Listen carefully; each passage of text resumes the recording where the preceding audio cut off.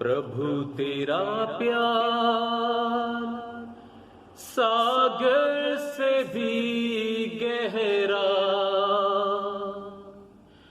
तू है महान आसमान से भी ऊंचा, तेरे विचार सागर की रेत से ज्यादा, प्रभु तेरा दिल सृष्टि से भी है बड़ा, प्रभु तेरा प्यार सागर से भी गहरा,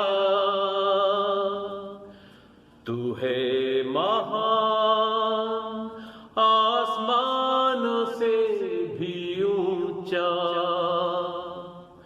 तेरे विचार सागर की रेत से ज्यादा, प्रभु तेरा दिल सृष्टि से भी है बड़ा, प्रभु मैं तुझसे प्यार करूं, प्रभु मैं तुझसे प्यार करूं, तेरी आराधना मैं करूं, प्रभु तू ही है महान, तू है महान, सिर्फ तू और कोई नहीं, सिर्फ तू और कोई नहीं।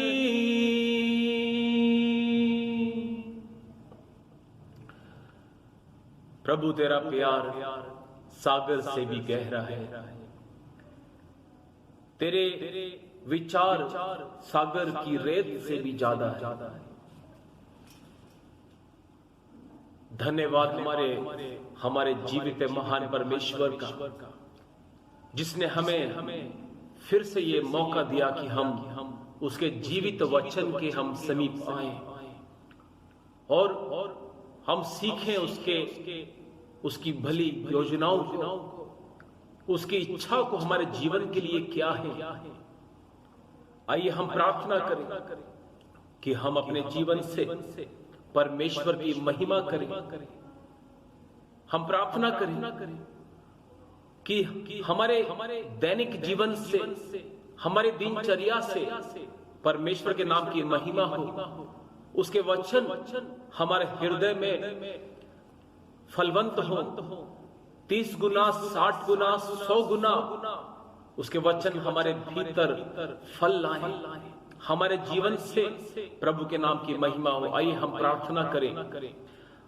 धन्यवाद हमारे जीवित और महान परमेश्वर, हमें आपने फिर से ये मौका दिया, क्योंकि जब जब हम आपकी उपस्थिति में आते हैं, जब जब हम आपके वचन को सीखते हैं, अध्ययन करते हैं, आपके वचन पर जब जब हम मनन करते हैं, ध्यान करते हैं, आप हमें बदलते हैं।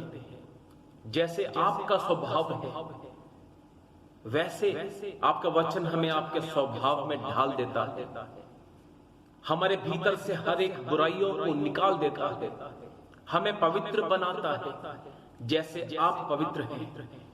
हम प्रार्थना करते हैं जो भी भाई बहन इस समय इन पवित्र वचन को सुनने जा रहे हैं, आप हर एक दिल से बात कीजिए। हम ये प्रार्थना धन्यवाद के साथ हमारे उद्धारकर्ता शीघ्र आने वाले प्रभु यीशु मसीह के नाम में मांगते हैं, स्वीकार करे पिता, आमीन।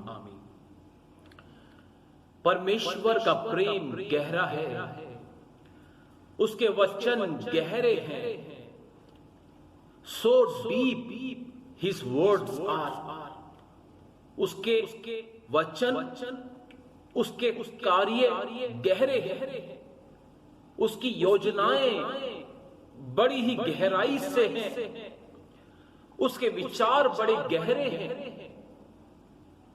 प्रभु के विचार सागर की रेत से भी ज्यादा है। मनुष्य इन्हें समझ नहीं सकता। समझ से कहीं बाहर, मनुष्य की सामर्थ्य से, उसकी बुद्धि, उसके ज्ञान से कहीं बाहर है परमेश्वर के वचन, उसके कार्य, उसके असीम वायदे। परमेश्वर अत्यंत महान है। परमेश्वर के विचार अत्यंत गहरे हैं।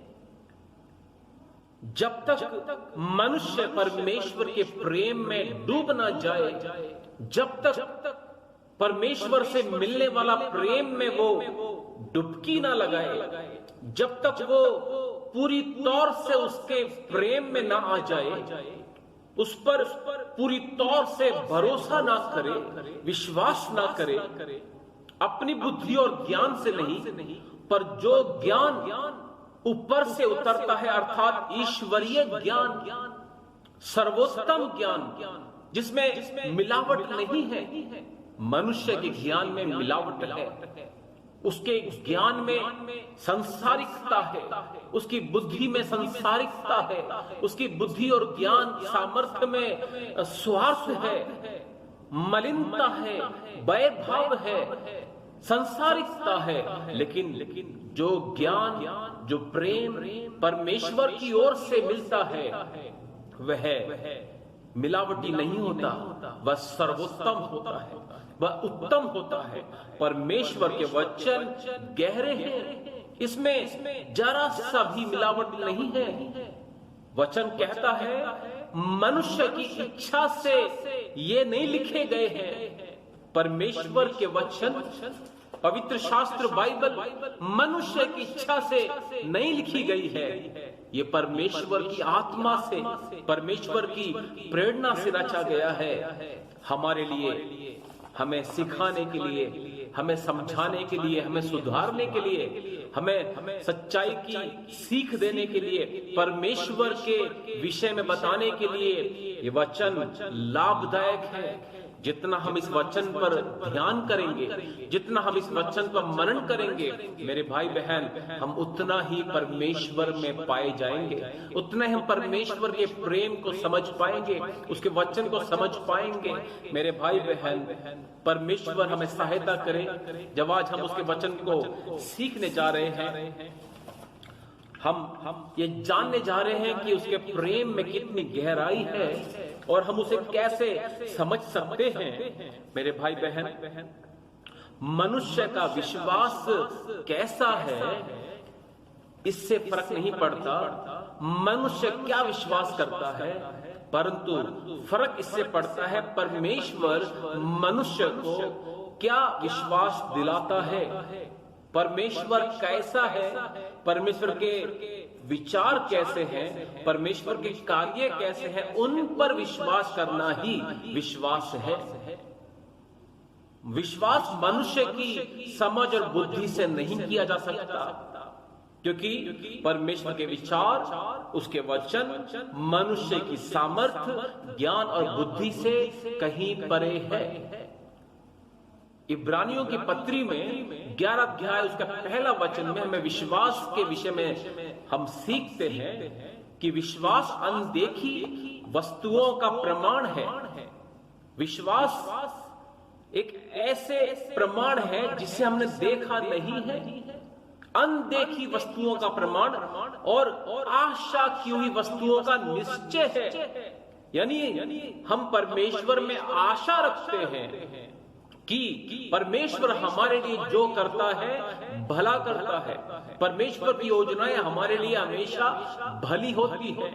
परमेश्वर हमेशा हमसे प्रेम करता है, वो कभी हमें छोड़ता नहीं। परमेश्वर निरंतर हमारी प्रार्थना सुनता है, वो हमारी प्रार्थना कभी अनसुनी नहीं करता है। वह निरंतर अपनी कृपा दृष्टि हम पर बनाए रखता है। परमेश्वर आज, कल और सर्वदा एक सा है। आशा रखना कि परमेश्वर हमेशा एक सा है, विश्वास करना मेरे भाई बहन, यही विश्वास है। मसीह का प्रेम मानवीय ज्ञान से परे है। इफिसियों के पत्री 3 अध्याय और उसके 19 वचन में इस प्रकार से लिखा है। इफिसियों की पत्री 3 अध्याय उसका 19 वचन में क्या लिखा है? और मसीह के उस प्रेम को जान सको जो ज्ञान से परे है, कि तुम परमेश्वर की सारी भरपूरी तक परिपूर्ण हो जाओ। मसीह के उस प्रेम को हम जान सकें जो मानवीय ज्ञान से, मानवीय सामर्थ्य से, मानवीय समझ बुद्धि से परे है। मेरे भाई बहन, परमेश्वर अच्छा है, परमेश्वर भला है। परमेश्वर अपने लोगों पर तरस खाता है। जो उसके निकट आता है, परमेश्वर भी उसके निकट आता है। परमेश्वर सर्वोत्तम देने वाला परमेश्वर है। वह मिलावट करके हमें आशीष नहीं देता है, वह सर्वोत्तम आशीषें देता है। इफिसियों के पत्री 1 अध्याय उसके 3 वचन में लिखा है कि परमेश्वर ने हमें सभी प्रकार की स्वर्गीय आशीषों से भरपूर किया है।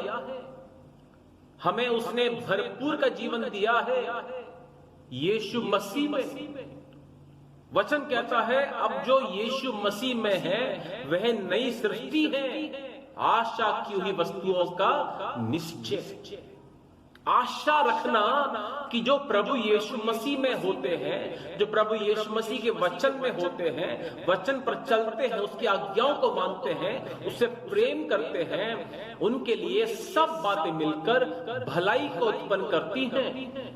हम कोरोना जैसी महामारी के दौरान जी रहे हैं। अनेकों के लिए यह शिकायत का समय है, कुड़कुड़ाने का समय है कि ये भला क्यों ऐसे हालात हमारे दुनिया में आए हैं, जहां लोग दुखी हैं, भूखमरी है, परेशान हैं, आर्थिक दिक्कतें हैं, नौकरियां नहीं हैं और लोग बीमार हैं, लोग मर रहे हैं। मेरे भाई बहन, एक तरफ जहां लोग गुड़गुड़ा सकते हैं, मरमर कर सकते हैं, उसमें शिकायतें कर सकते हैं, कमी घटी निकाल सकते हैं, लेकिन वचन कहता है जो परमेश्वर से प्रेम करते हैं, जो परमेश्वर की इच्छा पर चलते हैं, उनके लिए सारी बातें मिलकर भलाई को उत्पन्न करती हैं। अर्थात उन्हीं के लिए जो परमेश्वर की इच्छा से बुलाए गए हैं, ना कि अपनी इच्छा से आए हैं। प्रभु यीशु मसीह पर हमने अपनी इच्छा से विश्वास नहीं किया, बल्कि परमेश्वर के प्रेम ने हमें अपनी ओर खींच लिया है। उस क्रूस ने हमें अपनी ओर खींच लिया है। मसीह के उस क्रूस के प्रेम ने हमें अपनी ओर खींच लिया है। यीशु मसीह के बहते लहू ने हमें परमेश्वर की ओर खींच कर लाया है। ये हमारी सामर्थ्य, हमारी बुद्धि, हमारी इच्छा से नहीं है। भजन संहिता 119 और उसमें 18 वचन में इस प्रकार लिखा है।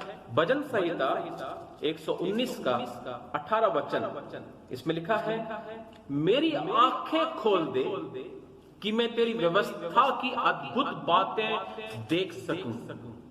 परमेश्वर से प्रभु का दास प्रार्थना कर रहा है, हे प्रभु, तेरी बातों को मैं समझ पाऊं, इसलिए मेरी आंखों को खोल।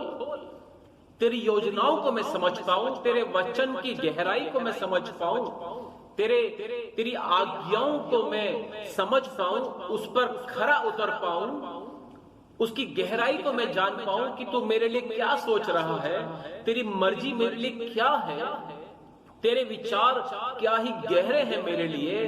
हे प्रभु, मैं प्रार्थना करता हूं, मेरी आंखें खोल दे। मेरे भाई बहन, आज का वचन है कि हमें अपनी बुद्धि, अपनी समझ का नहीं, पर हमें परमेश्वर की समझ, उसके वचन का सहारा लेना है। पवित्र शास्त्र हमें सिखाता है कि परमेश्वर के पास आने वालों को यह विश्वास होना चाहिए कि वो है। मैं चाहूंगा उस वचन को आपके बीच में पढ़ना। इब्रानियों के पत्री और उसके 11वें अध्याय में इस प्रकार से लिखा है, यहां लिखा है, और विश्वास बिना उसे प्रसन्न करना अनहोना है, क्योंकि परमेश्वर के पास आने वालों को विश्वास करना चाहिए। परमेश्वर के पास आने वालों को, परमेश्वर का नाम लेने वालों को, परमेश्वर पर यकीन करने वालों को यह विश्वास करना चाहिए, उससे प्रार्थना करने वालों को यह विश्वास करना चाहिए, परमेश्वर से मांगने वालों को यह विश्वास करना चाहिए। क्या विश्वास करना चाहिए? यहां लिखा है, यह विश्वास करना चाहिए कि वो है। परमेश्वर के पास आने वालों को यह विश्वास करना चाहिए कि वो है, वो मेरे साथ है, वो मेरी प्रार्थना सुनेगा, निश्चय ही वो मेरी दुहाई को रिहाई में बदल देगा, निश्चय ही वो मेरे साथ है। उसने वायदा किया, मैं तुझे कभी ना छोड़ूंगा, कभी भी ना त्यागूंगा। उसने वायदा किया, तू अपना मुंह खोल, उसे मैं भर दूंगा। उसने वायदा किया कि जहां जहां तू जाएगा मैं तेरे संग रहूंगा। उसने वायदा किया, मैं तुझे कभी ना त्यागूंगा। उसने वायदा किया कि देख, मैं बदलता नहीं, मैं आज कल और सर्वदा एक सा हूं। परमेश्वर के पास आने वालों को यह विश्वास करना चाहिए कि वो है, उसके वायदे असीम हैं, कृपालु हैं, उसके वायदे कभी बदलते नहीं, उसका वचन कभी बदलता नहीं। आकाश और पृथ्वी टल जाएंगे लेकिन उसका वचन का एक बिंदु भी नहीं टलेगा। उसके पास आने वालों को विश्वास होना चाहिए कि परमेश्वर अस्तित्व में है, परमेश्वर मेरे निगरानी कर रहा है, परमेश्वर अपने दूतों को भेजकर मेरी रक्षा कर रहा है, परमेश्वर का आत्मा मेरे संग संग है और मुझे परिपूर्ण कर रहा है वचन में, और मुझे सिखा रहा है और मेरी अगुवाई कर रहा है। मेरे भाई बहन, ये अद्भुत वचन है कि उसके पास आने वालों को ये विश्वास करना चाहिए कि वो है और अपने खोजने वालों को प्रतिफल देता है। मेरे भाई बहन, भजन संहिता 92, भजन संहिता 92 उसके 6 वचन में इस प्रकार से लिखा है, 5 और 6 वचन में यह लिखा है, हे यहोवा तेरे काम क्या ही बड़े हैं। मनुष्य के काम बनते बिगड़ते हैं, सफल और असफल होते हैं, कामयाब और नाकामयाब भी होते हैं। वचन कहता है मनुष्य के कल्पनाएं मिथ्या ही हैं, व्यर्थ ही हैं। मेरे भाई बहन, परमेश्वर के विचार, परमेश्वर के कार्य, उसके वचन, यहां लिखा है भजन संहिता 92 वर्स 5 और 6 में, हे यहोवा तेरे काम क्या ही बड़े हैं, तेरी कल्पनाएं बहुत गंभीर हैं, सो डीप। तेरी कल्पनाएं, तेरी योजनाएं, तेरे विचार मेरे लिए गंभीर है। तू मेरे विषय में गंभीरता से विचार करता है, तू मेरी प्रार्थना गंभीरता से सुनता है, तू मेरी ओर गंभीरता से ध्यान देता है, तू मेरी ओर अपना चित्त लगाता है, मेरी ओर अपने सुधि लेता है। हे परमेश्वर, तो यहां पर लिखा है पशु समान मनुष्य इसको नहीं समझ सकता और मूर्ख इसका विचार नहीं करता। मेरे भाई बहन, मनुष्यों को परमेश्वर के विचार समझ में नहीं आते। मनुष्य अपने ज्ञान में चलता है, अपनी समझ में चलता है, इसलिए ठोकर खाता है, इसलिए वो असफल होता है, इसलिए वो निराश होता है, इसलिए वो अकेलापन महसूस करता है, इसलिए वो आत्मिक सुनसानपन महसूस करता है, इसलिए अपने जीवन में परमेश्वर के लिए एक तीव्र इच्छा, परमेश्वर के लिए एक उत्साह, परमेश्वर के लिए एक अपार प्रेम अपने अंदर महसूस नहीं करता, क्योंकि वह परमेश्वर के विचार को समझता नहीं। मेरे भाई बहन, अवश्य है जैसे प्रभु के दास ने प्रार्थना किया, मेरी आंखें खोल दे प्रभु, यानी हमें प्रार्थना करना है मेरे भाई बहन कि हम परमेश्वर के विचार को समझ पाएं, उसके वचन को समझ पाएं। हम कई बार कुड़कुड़ा देते हैं, शिकायतें कर देते हैं कि मेरे जीवन में ऐसे हालात क्यों हैं, मैंने भला ऐसा क्या किया है, मेरी गलती क्या है, मुझे इतना बड़ा नुकसान क्यों हुआ, मुझे इतनी बड़ा धोखा क्यों मिला। मेरे भाई बहन, हम जब कमी घटी और हम जब आर्थिक दिक्कतों में से गुजरते हैं, हम जब शत्रुओं के कारण, हमारे विरोधियों के कारण, दोष लगाने वालों के कारण जब हम अंदर अंदर टूट जाते हैं, हमारे अंदर शिकायतें और कुड़कुड़ाने की भावनाएं पैदा होती हैं, लेकिन उस वक्त हमें कुड़कुड़ाने के बदले, शिकायतें करने के बदले प्रभु के दास के जैसे, हे प्रभु मैं प्रार्थना करता हूँ, पवित्र आत्मा में मैं प्रार्थना करता हूँ, मैं तुझ में होकर प्रार्थना करता हूँ, मेरी आंखें खोल दे प्रभु कि मैं तेरी मर्जी समझ पाऊं, तेरी योजनाओं को मैं समझ पाऊं। मेरे भाई बहन,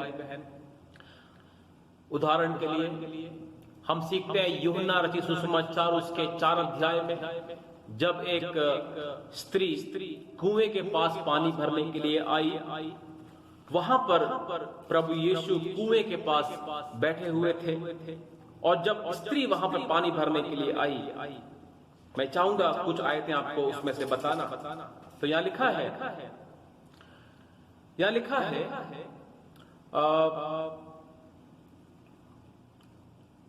इतने में एक सामरी स्त्री जल भरने आई।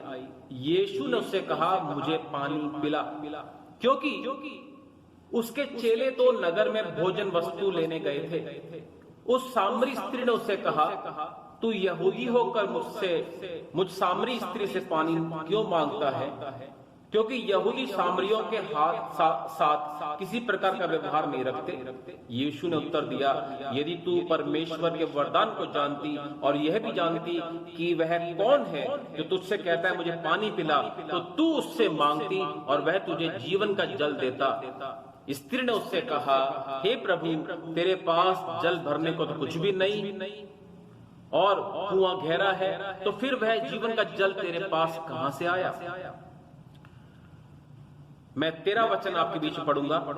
13वां वचन, यीशु ने उसको उत्तर दिया, जो कोई यह जल पिएगा वह फिर प्यासा होगा, परंतु जो कोई उस जल में से पिएगा जो मैं उसको दूंगा, वह फिर अनंत काल तक प्यासा ना होगा, वरन जो जल मैं उसे दूंगा वह उसमें से एक सोता बन जाएगा और अनंत जीवन के लिए उमड़ता रहेगा।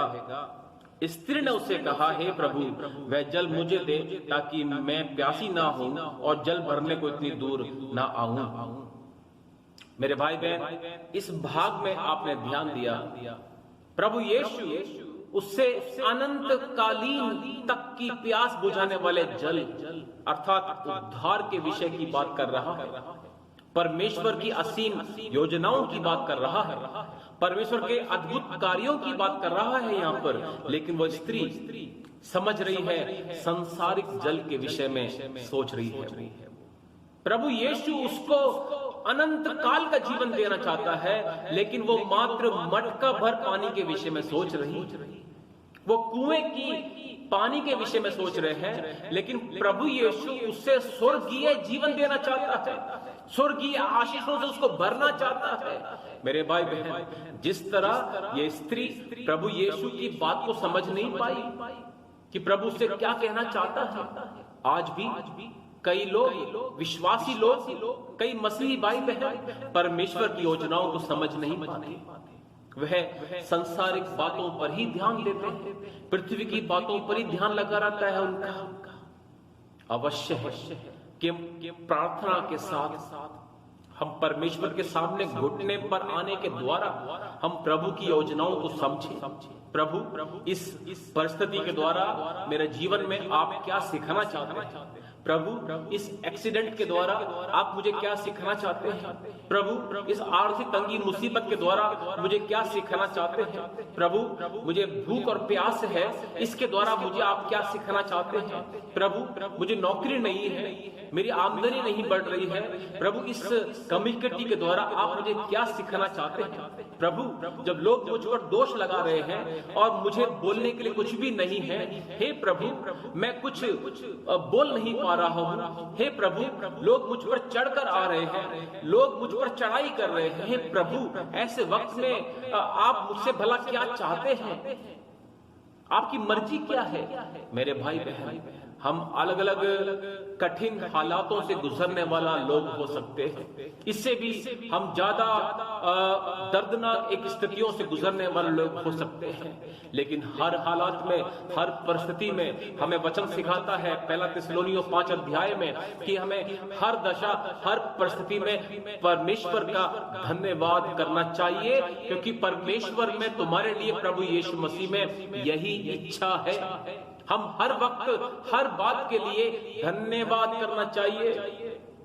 Give thanks all the time for his good name, उसके पवित्र नाम के लिए, उसकी पवित्र योजनाओं के लिए, उसके पवित्र मकसद के लिए, उसके पवित्र कार्यों के लिए, उसके पवित्र वचन के लिए हम प्रभु को निरंतर धन्यवाद देना चाहिए। हम मसीह भाई बहन इस कोरोना काल में जी रहे हैं, हालांकि हालात काफी दर्द भरे हैं, मगर हम मसीह भाई बहनों को प्रार्थना में जुटे रहना है, हमें धन्यवादी जीवन में जुटे रहना है, क्योंकि परमेश्वर की अनुमति के बिना कुछ नहीं होता। परमेश्वर की अनंतकालीन योजना है कि इस कोरोना महामारी के दौरान अनेक लोग प्रभु की ओर मुड़कर आएंगे, प्रभु पर विश्वास करेंगे, वो मानेंगे कि एकमात्र प्रभु यीशु मसीह ही एकमात्र परमेश्वर है, वही है जो मुर्दों में से जी उठा है। एकमात्र जीवित खुदा केवल यीशु मसीह ही है। हर एक घुटना टिकने वाला है, हर एक जुबान अंगीकार करने वाली है कि यीशु मसीह ही एकमात्र जिंदा परमेश्वर है। वही है न्याय करने वाला, वही है जो शीघ्र आने वाला है। मेरे भाई बहन, परमेश्वर की योजना के बाहर कुछ भी नहीं है। आकाश के नीचे, इस धरती पर जो कुछ भी है परमेश्वर के नियंत्रण में, उसकी नियंत्रण से बाहर कुछ भी नहीं है। हम भाई बहनों को प्रार्थना में लगे रहना चाहिए, ताकि हमारा जीवन से, हमारी जुबान से, हमारे हृदय से कुछ अशुद्ध विचार निकल कर ना आए जो परमेश्वर को ना भाए। ऐसे जीवन हम ना जिए। अवश्य है हमें प्रार्थना में लगे रहना है, हमें परमेश्वर के वचन पर ध्यान करते रहना है। मेरे भाई बहन, हम ये सीख रहे हैं, जहां एक तरफ स्त्री सांसारिक बात के विषय में सोच रही थी, लेकिन दूसरी तरफ प्रभु यीशु उससे स्वर्गीय आशीषों का जिक्र कर रहा था। परमेश्वर की बातें कोई नहीं समझ सकता, केवल परमेश्वर का आत्मा। जब तक प्रभु का आत्मा हम में ना रहे, जब तक प्रभु स्वयं हम में ना रहे, हम परमेश्वर की बातों को समझ नहीं सकते हैं। मैं चाहूंगा आपके बीच में पहला कुरिन्थियों उसके 2 अध्याय से कुछ बातों को पढ़ना। पहला कुरिन्थियों उसके 2 अध्याय, और उसमें इस प्रकार से लिखा हुआ है 7 और 8 वचन। 1 कुरिन्थियन चैप्टर 2 वर्स 7 और 8। इसमें लिखा है, परंतु हम परमेश्वर का वह गुप्त ज्ञान भेद की रीति पर बताते हैं, जिसे परमेश्वर ने सनातन से हमारी महिमा के लिए ठहराया, जिसे इस संसार के हाकिमों में से किसी ने नहीं जाना। इस संसार के हाकिमों में से, इस संसार के जो बुद्धिमान लोग हैं, इस संसार के जो ज्ञानवान लोग हैं, उन्होंने परमेश्वर के मार्ग को, परमेश्वर के बड़े भेद की बातों को नहीं जाना। वचन में साफ लिखा है, क्योंकि यदि वे जानते तो तेजों में प्रभु को क्रूस पर ना चढ़ाते। प्रभु यीशु को उसी के लोगों ने क्रूस पर चढ़ाया। वचन कहता है, अगर परमेश्वर की योजनाओं को वो जान पाते तो वह ऐसा नहीं करते। और उसके 9 वचन में ऐसा लिखा है, जो बातें आंखों ने नहीं देखी, कानों ने नहीं सुनी, और जो बातें मनुष्य के चित्त में नहीं आई, वे ही हैं जो परमेश्वर ने अपने प्रेम करने वालों के लिए तैयार की हैं। मेरे भाई बहन, जो हमने कभी सोचा नहीं, हमने देखा नहीं, जाना नहीं, परमेश्वर ने ऐसे कार्य, ऐसी योजनाएं हमारे लिए तैयार करके रखी हैं। अवश्य है कि हम, यहाँ लिखा है 11 वचन में लिखा है, मनुष्यों में से कौन किसी मनुष्य की बातें जानता है? केवल मनुष्य की आत्मा जो उसमें रहती है। वैसे ही परमेश्वर की बातें भी कोई नहीं जानता, केवल परमेश्वर का आत्मा। परंतु हमने संसार की आत्मा नहीं, परंतु वह आत्मा पाया है जो परमेश्वर की ओर से है।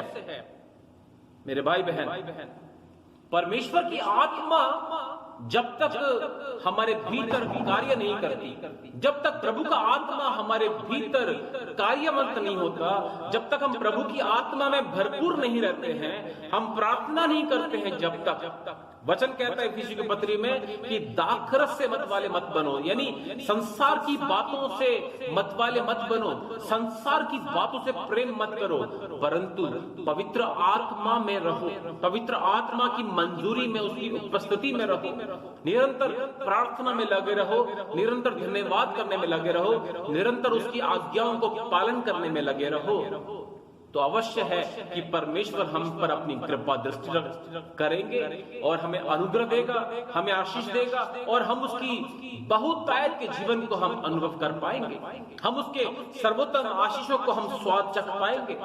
अवश्य है कि हम उसकी भली योजनाओं को समझ पाएंगे, हम अंधकार में नहीं पर हम ज्योति में चलेंगे फिरेंगे। मेरे भाई बहन, प्रभु हमें मदद करे कि हम प्रार्थना में जुटे रहें। और वचन कहता है क्रूस की कथा नाश होने वालों के लिए मूर्खता है। जो लोग अपनी समझ बुद्धि से परमेश्वर के ज्ञान को तोलते हैं, जो अपनी संसारिक बुद्धि के द्वारा प्रभु की योजनाओं को समझने की कोशिश करते हैं, क्रूस की कथा उन लोगों के लिए नाश होने वाली बात है। यहाँ लिखा है क्रूस की कथा नाश होने वालों के लिए मूर्खता है। और ध्यान देना है, सुसमाचार को शब्दों में बयान नहीं कर सकते हैं, नहीं तो क्रूस की कथा, क्रूस की जो प्रेम है वो व्यर्थ रहता। सुसमाचार को हम अपने शब्दों में बयान नहीं कर सकते हैं। मेरे भाई बहन, यहाँ लिखा है पहला कुरिन्थियों 1 अध्याय का यहाँ लिखा है 17 वचन में, क्योंकि मसीह ने मुझे बपतिस्मा देने को नहीं वरन सुसमाचार सुनाने को भेजा है, और ये भी शब्दों के ज्ञान के अनुसार नहीं, ऐसा ना हो कि मसीह का क्रूस व्यर्थ ठहरे। परमेश्वर ने हमसे ऐसा प्रेम किया कि उसने अपने आप को ही हमारे लिए दे दिया। ना हमने ऐसा कभी सुना, ना कभी जाना। इस संसार में कोई किसी के लिए अपना प्राण नहीं देता। वचन कहता है परमेश्वर ने हम पापियों से प्रेम किया, हम घिनौने लोगों से, पाप में मरे हुए लोगों से उसने प्रेम किया, और अपने आप को सूली पर कुर्बान कर प्रभु यीशु मसीह के रूप में, प्रभु यीशु मसीह के रूप में मानव बनकर परमेश्वर इस संसार में प्रकट हुआ, और वह हम पापियों के लिए क्रूस पर मारा गया। मेरे भाई बहन, ये जो क्रूस की कथा है, क्रूस का प्रेम है, शब्दों में बयान नहीं कर सकते। यहाँ लिखा हुआ है मैं ज्ञानवानों के ज्ञान को नष्ट करूंगा और समझ वालों की समझ को मैं तुच्छ कर दूंगा। कहाँ रहा ज्ञानवान, कहाँ रहा शास्त्री, कहाँ रहा इस संसार के विवादी लोग जो तर्क वितर्क करते हैं, जो बहसबाजी करते हैं, डिबेटिंग करते हैं, कहाँ गए वो लोग? प्रभु कहता है मैं उनके समझ को नष्ट करूंगा, उनके ज्ञान को मैं नष्ट करूंगा, क्योंकि मनुष्य के ज्ञान, उसके समझ, सामर्थ्य और उसके शब्दों में क्रूस के प्रेम को बयान नहीं कर सकते। मेरे भाई बहन, यहाँ लिखा है 18 वचन में, क्योंकि क्रूस की कथा नाश होने वालों के लिए मूर्खता है, परंतु उद्धार पाने वालों के लिए, यानी परमेश्वर पर विश्वास करने वालों के लिए, कि जैसा वो है वैसा उस पर विश्वास करना, उद्धार पाने वालों के लिए क्रूस की कथा, क्रूस का प्रेम परमेश्वर की सामर्थ्य है, ऐसा लिखा है। मेरे भाई बहन, यशाया 55 अध्याय में लिखा है मेरे विचार और तुम्हारे विचार में जमीन आसमान का अंतर है, मेरी गति और तुम्हारी गति में अंतर है, मेरा सोचना तुम्हारा सोचने में अंतर है। परमेश्वर सर्वोत्तम है, वह सर्वोत्तम योजना बनाता है। प्रभु यीशु ने कहा आकाश और पृथ्वी टल जाएंगे लेकिन मेरे वचन का एक बिंदु भी नहीं टलेगा। परमेश्वर हमें आज सिखाना चाहता है कि हम अपने ज्ञान को, अपनी समझ को हम नीचे रखें, हम सीखते। प्रभु यीशु ने एक बालक को बीच में लाकर खड़ा किया और कहा यदि तुम अपने आप को इस बालक के समान नहीं करोगे तो स्वर्ग के राज्य में प्रवेश नहीं करोगे। अर्थात जब तक हम अपने ज्ञान, बुद्धि और अपनी समझ, अपनी सामर्थ्य के उस स्तर से, उस लेवल से नीचे नहीं आएंगे।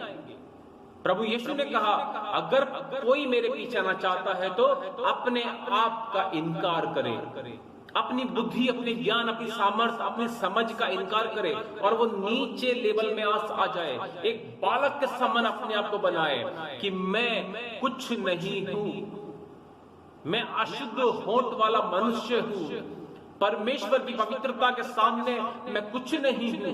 अवश्य है कि मैं उसके सामने आऊं कि मैं उसके जैसा पवित्र बनूं। मेरे भाई बहन, अगर हमारे हाथ पहले से ही भरे हुए हैं तो हमें प्रभु क्या देगा भला? अगर हमारे दिमाग में पहले से हमारी बुद्धि भरी पड़ी है तो प्रभु क्या हमें अपनी बुद्धि देगा? अगर हमारे हृदय में पहले से ही संसार की बातें भरी पड़ी हैं तो हमें भला प्रभु क्या हमारे हृदय में शांति देगा? मेरे भाई बहन, अवश्य है हम अपने खाली हृदयों को प्रभु के सामने लाएं, खाली मनों को प्रभु के सामने हम लाएं और प्रभु से कहें, प्रभु मुझे भर, मुझे अपनी आत्मा से भर, अपने प्रेम से भर, मुझे अपनी सामर्थ्य से मुझे भर दे प्रभु। मेरे भाई बहन, ध्यान देना, अवश्य है हम अपने ज्ञान, अपनी बुद्धि, सामर्थ्य के स्तर से नीचे आए, बालक के समान। और देखना, प्रभु हमें अपने गोद में उठाकर कहेगा, मैं तेरे संग संग। हमारे जीवन में हम अनुभव करेंगे कि प्रभु हमेशा हमारे संग है।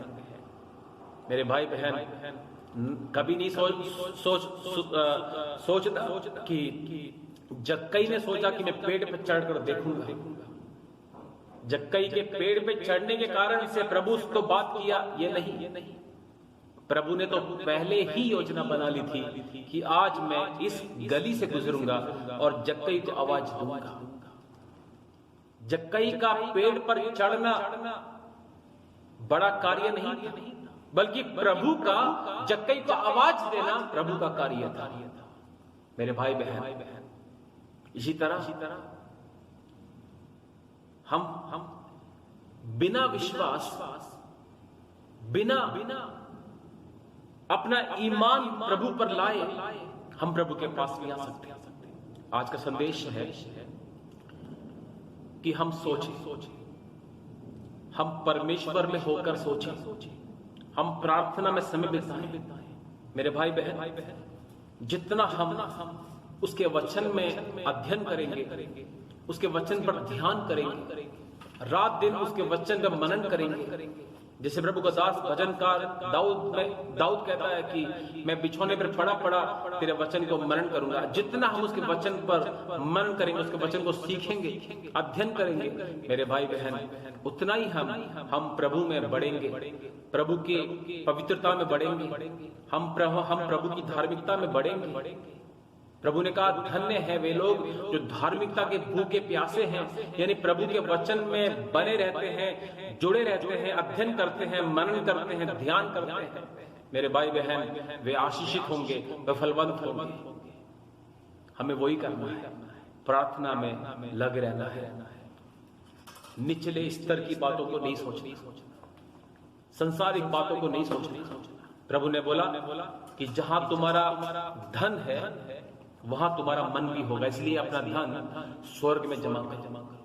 यानी हमारा ध्यान, हमारी दौलत, हमारी शान और शौकत, हमारे सोच विचार स्वर्ग में जमा करना, स्वर्गीय बातों पर ध्यान लगाना, प्रभु के वचन पर ध्यान लगाना, उसकी मर्जी पर ध्यान लगाना, उससे प्रार्थना में लगे रहना।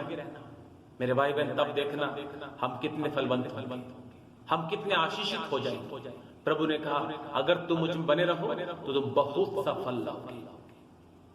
प्रभु का वचन हम सबके जीवन में फलवंत हो।